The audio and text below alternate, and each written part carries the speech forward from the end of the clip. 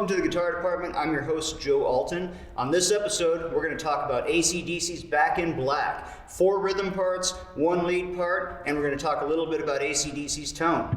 Welcome to the Guitar Department.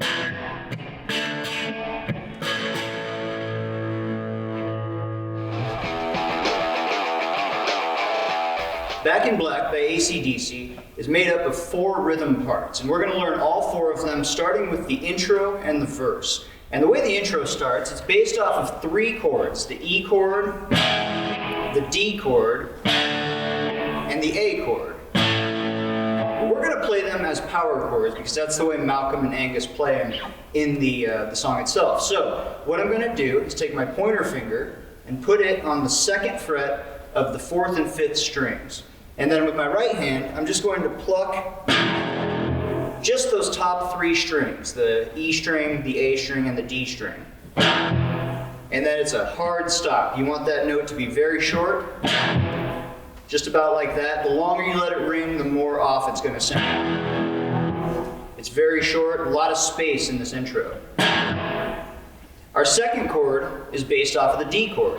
We're going to play, I'm going to put my fingers in the shape of a D chord, but I'm actually not going to use my middle finger. I'm going to leave the middle finger off. You can sort of see that it's not on the string. And I'm lowering my fingers a little bit, tilting them back, so that when I pluck from the D string down, you don't hear the bottom string, the high E string.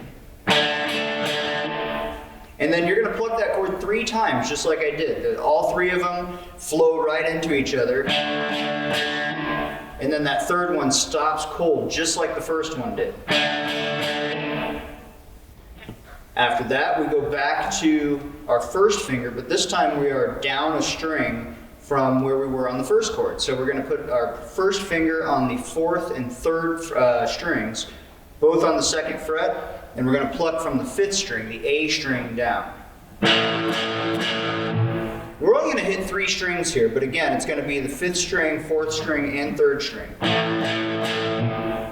And that's the basis for the whole intro to this song. E, D, A. Once you have that part of the progression down, what you have to learn next is the fills that go in between these progressions. So the first one, the really more iconic one, is a simple minor pentatonic pattern. The minor pentatonic scale in E goes from this top string down, 0, 3, and then 0, 2 across the next 3 strings. And then on the bottom 2 strings, the 2nd and 1st strings, you're going to go 0, 3 again. So what he does is he plays those last 6 notes backwards. Just like that, except on the 5th note, the 2nd fret of the A string, you're going to give a bend. Make sure the bend comes up in pitch and back down. You don't want it to stop on the way up. Like that. You want it to come all the way back down. Return it to its original position, and then open up to that open G string. Just like that. Now when you practice this, in order to get that to sound correct, you also want to add in the next chord, which is the beginning of the 2nd cycle of those power chords again. So we're going to go 3, 0, 3, 0, 2 with a bend, 0 on the G string, and then the power chord on E. Make sure when you practice that at home, if you want to get the speed down, this is one of the fastest parts of the song, you want to make sure that you include that last chord, otherwise you'll end up with a little gap between the lick and the next chord itself. And you want to make sure those connect in order to get the flow of the song proper. So, the whole lick,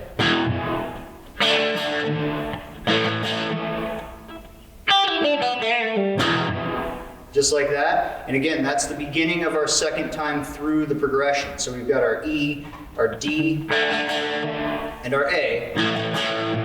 And then we're going to go into the 2nd lick that connects it back to the very beginning. And what he does here is kind of interesting. We're going to play it across the 5th string and 6th string, and he plays the 2 on the 5th string, which is a B, and then down to a G sharp on the top string, which is the 4th fret. Then he goes back to the 2 and plays a 5 on the top string. So 2, 4, 2, 5. Then it starts to stretch out a little bit. You can see I'm actually lined up at 1 finger per fret with these notes. The next one's going to be a 6. And then the last one, he actually has to slide into. So he hits the 2 here, and sort of jumps to the 7, and plays that 7 on the top string with his pinky, and then jumps back to this E chord again.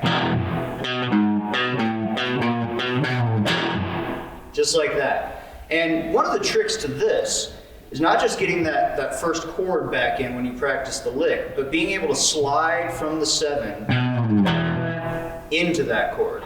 And the way you do it, this happens in a lot of songs, but it's really sort of exemplified in this riff. You play the 7, slide it down to about 4, and then just let go and play that E chord. And when you do that, it sounds like the 7 just dive bombs right into the chord, like it slides all the way down to 0. But you know, you never actually make it to 0. You just make it to 4 or 3 or wherever you're most comfortable switching to that E chord.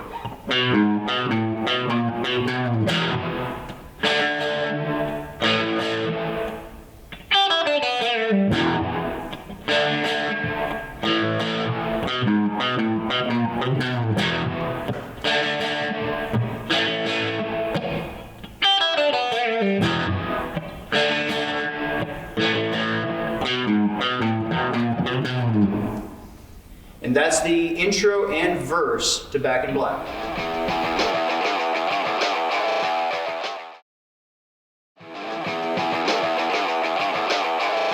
Next, we're going to talk about the chorus. And the chorus of this song is basically a review of some of the chords that we've done already. We start with the A chord, which again is the 4th and 5th strings with, or the 3rd and 4th strings with the 1st finger, and then you're going to strum from the A string, the 5th string, all the way down to the 3rd string, keeping your hand pretty tight to the strings down here. Then you just move it up a string, make it an E power chord, so you got your pointer finger on the 4th and 5th strings, and you're plucking the 6th, 5th, and 4th with your pick.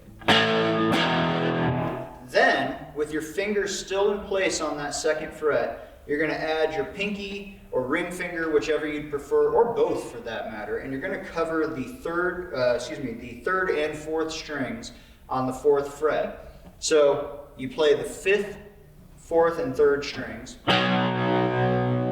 and then you just take your pointer finger off, revealing the 0 on the 5th string, the open A, but keeping the pinky or ring finger, whatever you've chosen, on that 4th fret. And then go back to that pointer finger directly afterwards. So the whole progression goes.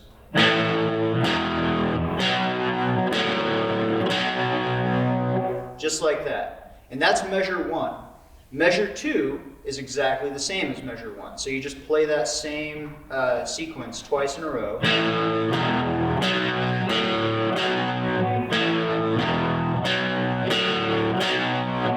Then he switches it up and we get into some open chords. So we're going to finger a full G chord, which is actually pretty common for AC/DC. Normally under distortion, you don't hear whole open chords, but AC/DC sort of does what they want. And so we've got a full open G chord, give it a full strum, then we go to a full open D chord, and you're going to strum that also from the 4th string down. Then we're going to jump to our pointer finger on the A power chord, which we've done in all 3 sections so far. Again, there would be this 4th string and the 3rd string with the 1st finger, and the 5th string down with the pick. Then you're going to reach up with your middle finger and just grab the top string, the 6th string, on the 3rd fret, pluck just that note. It's not a strum, it's just one pluck, and give it just a slight bend. Just enough to get sort of in between the pitch of the 3rd fret and the 4th fret. Here's the 3rd fret, here's the 4th fret. somewhere in there. So again, that whole sequence, G, D, A, and then the 3rd fret, and then back to the A.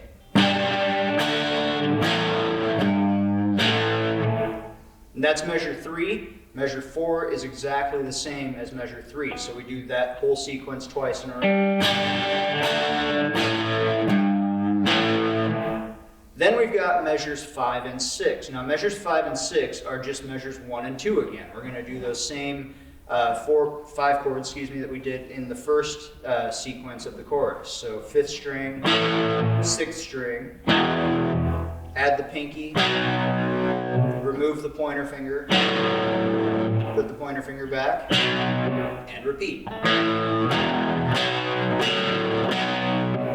Then, and this is right at the end of the chorus, we hit a G chord, and this measure is the most full of any measure in the song. We're going to play this G chord and just strum it like a singer-songwriter might. Now the actual strum pattern used here sort of varies depending on if you hear the recording or if you see it live, but what I just did was down, down, down, up, down, down. And then we switch to a D chord, and this follows the exact rhythm of the words Back in Black. It's 3 very strong hits. And you just let them ring to the end of the measure, and then you repeat back to that verse again. And that's where the whole band sort of comes back together on the verse. And that's the chorus to Back in Black.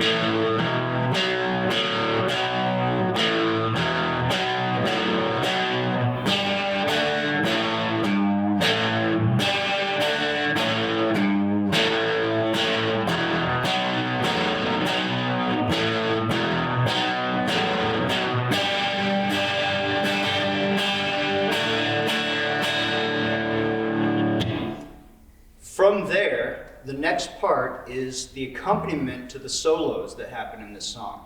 Now there are 2 solos in this song, and this part sort of replaces the verse from here on out. We never actually go back after the 2nd verse to that first part that we did.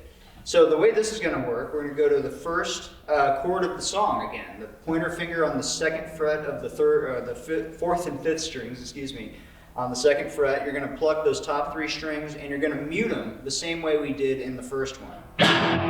With just your either right hand or your left hand stopping the strings, making it short or staccato, musically speaking. Then you're going to jump up to another version of a D power chord. This time it's a 5th fret with the pointer finger, and I'm going to go 7th fret with my pinky finger. And it's just those 2.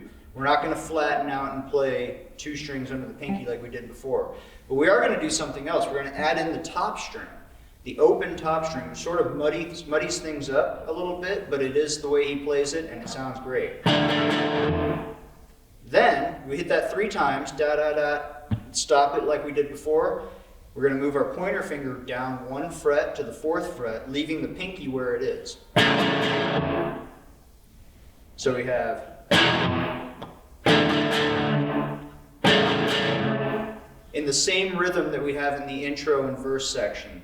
Then we're going to jump down to this 0 again, the 0 and the 2, the E power chord. And you're going to do groups of 3. Muting each third one. 1, 2, 3, 1, 2, 3, 1, 2, 3. Just like that. Be careful not to hit it too hard, too, because you want the dynamics on this to be kind of low for the solo, and there's an accented part coming up the 2nd time through. So we start on that same chord again, jump up to the 5th and 7th frets again, remember to include that top string, and remember to mute it after each 3rd hit, move the pointer down to the 4th fret, and then we have our big accented part. You're going to go down to that first chord again. You're going to play it, move the finger down a string, move it back up, then back down, and then it repeats. So you end up moving it right back up. One of the tricks to this, by the way, you might have noticed when I moved down to the A string, my thumb comes up over the neck of the guitar and just touches the side of this top string, and that's going to stop that top string from ringing out when you play the A power chord. It's one of the trickier techniques to learn. There's a lot of ways to mute that string too, but that's the way I've been doing it. And if you watch Angus and Malcolm play this part, you'll notice they do several things along the way that might help them mute the strings. So find your own technique if you can, but make sure you get that string muted when you move down a string for that A, so that it doesn't sort of honk over your chord.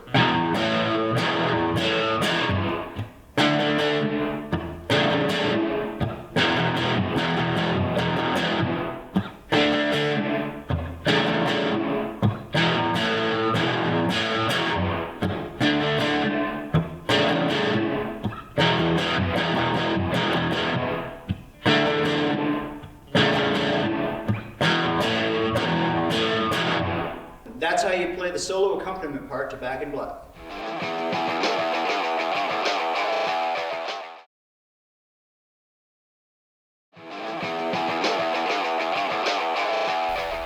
Angus and Malcolm Young are the set of brothers who sort of form the rhythm section of AC/DC. Malcolm Young actually wrote this song himself, with his brother taking the lead parts along the way.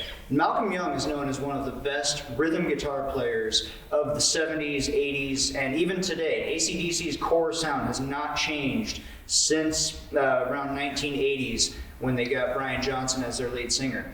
And what he does is mostly plays E, A, D, C, B, and G. Almost every AC/DC song is made up of those chords. There's only one rhythm part left in Back in Black for us to discuss, and that is what I'm referring to as the breakdown. And what happens here is the whole band cuts out for a second, and for 2 cycles through, just the guitar alone plays this line.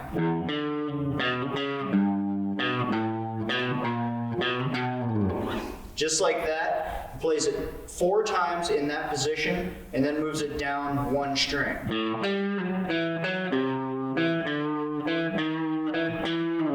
He plays it twice in that position on the 4th and 5th strings, and then back up into the 5th and 6th strings. But the fingering is the same the entire time, and that's what we're going to go over now. You start with your pointer finger on the 2nd fret in 2nd position, meaning that your pointer finger is on the 2nd fret. Your first note, though, is the top string. Then I'm using my pinky on the 5th fret. You can use whatever reaches best, of course, but you're going to pull off from 5 to 4, just like that. Play it 2 on the same string. This is all on the 5th string. Back to the 4th fret. And then at the last second, we're going to shift up to the top string and play a 3. And that gives us this. And then we have a sort of variation off of the lick that we did in the verse part, where he went 2, 4, 2, 5, 2, 6, 2, 7. But this time there is no 4. We're just going to go 2, 5, 2, 6, and 2, 7.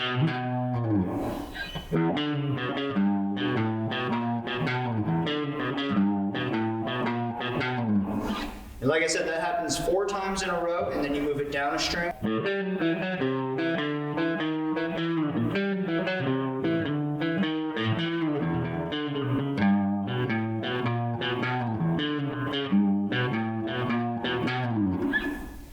So just like that, we move it down a string, we move it back up a string, and that's the whole section. And now it's time for our lick of the week. And this week, we're going to take one of the themes that Angus Young uses in the solo to Back in Black. And he plays this a couple of times. Each time he does it, he has a little bit of a different ending. And I've just sort of chosen one of those endings to show you today. I really recommend that you learn the whole solo to this song, though. Angus Young is great about switching through positions and transitioning from one section of the guitar, one range, up into the higher range, and this solo is no exception. But what he does here is, the lick that we're going to do is...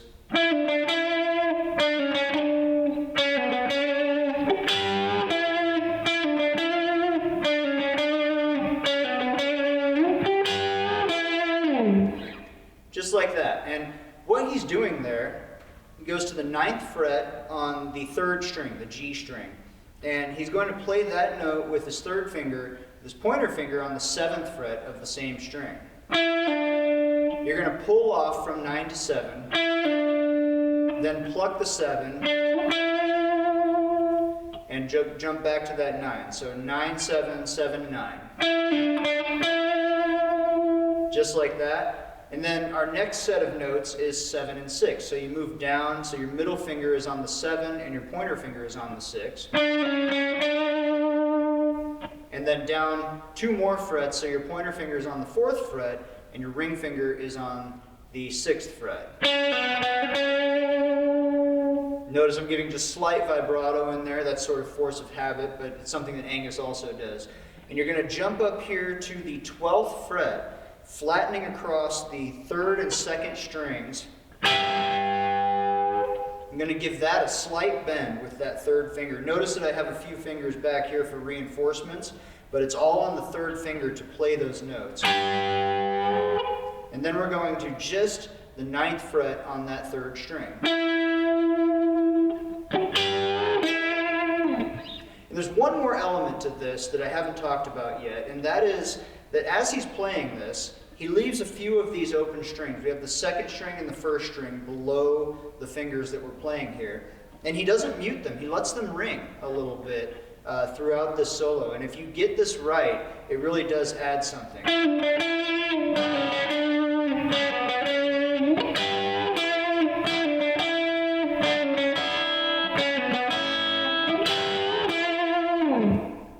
So it just adds a little bit of continuity between these notes to sort of ring out. You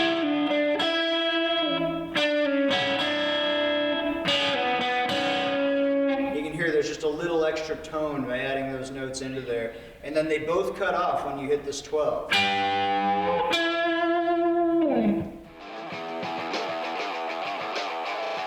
So now it's time for us to enter the tone zone, and this week, normally at this time, we talk about our pedal of the week. It turns out that Malcolm and Angus Young don't use pedals. They plug directly into what's called a Marshall stack. And so we're going to break down what that is. What I'm working with here today is a Marshall JCM 800 lead series and a Marshall JCM 900 cab from 1960. This is a very nice setup, and I'd like to thank Riemann Music for supplying it. Basically, what you do is you just plug directly into it the way you would any amp. Your amp is actually the top part, they call it the head. And the cab, the bottom part, is a set of speakers. It's got 4 speakers, 4 12-inch speakers. They call it a 412. And so you have a cord that plugs directly in from the head into the cab, and that's essentially it. And what you do is you turn on the distortion in the amp. And on this specific amp, we have a preamp dial. So I can turn the distortion up or down, but not necessarily off. On some amps, there's actually a button that you can click or a channel select that will switch you from lead to clean. But the concept is the same the whole time. You just plug directly from the guitar into the amplifier, click it on, and there's your tone. And this is what AC/DC has been doing basically their whole career, just plugging directly into the amplifier. Angus Young said that he tried some pedals and he didn't really like to have the hassle with it. So the only thing that you need to do to copy Angus Young's tone, other than investing in some Marshall equipment, is learn how to boost for your solos, meaning that you don't want your rhythm parts of the song to be as loud as when you start playing those lead licks that he does. So he has his engineers turn him up in the back. What you could do is have a boost pedal that goes in between the chord and the amp, in between the guitar and the amp through the signal chain. But Marshall stacks have really been around since the late 60s. In fact, the first people to stack the cabinet and the head on top of one another was actually Pete Townsend and John Entwistle from The Who. And Jim Marshall made some amplifiers specifically for them so that they could go on tour and have the type of volume that they were hoping to get. and to be known as one of the loudest bands out there. And of course, Jimi Hendrix played with Marshall tone. Eric Clapton has done it here and there. The Marshall brand is one of the most iconic brands in all of rock and roll. And the JCM 800 is really the sort of gold standard for Marshall tone. And you can hear just that sort of rock sound. The only other element to Angus and Malcolm, well, Angus Young specifically's tone is in the guitar itself. And what I have here is a Gibson Sg Fusion. Now, Angus Young plays a Gibson SG and has basically his entire career. This one is one of the more recent models. It's a little bit of a variation off of a classic Gibson model. On a budget, you could settle for an Epiphone SG or really anything with 2 sets of humbucker pickups, meaning the 2 pickups that are connected. They only function together, but having those 2 really gives you the tonal options that you would need to copy AC/DC's tone. And that's it. His rig could not be more simple. And that is how you copy Angus Young's tone. Thank you for tuning into the Guitar Department. I've been your host, Joe Dalton. I want to thank Bryce, our producer, our camera people, Jason and Pat. I want to thank Riemann Music for giving us a place to shoot this show and for supplying the Marshall stack that I got to work with today. And thank you for watching the Guitar Department.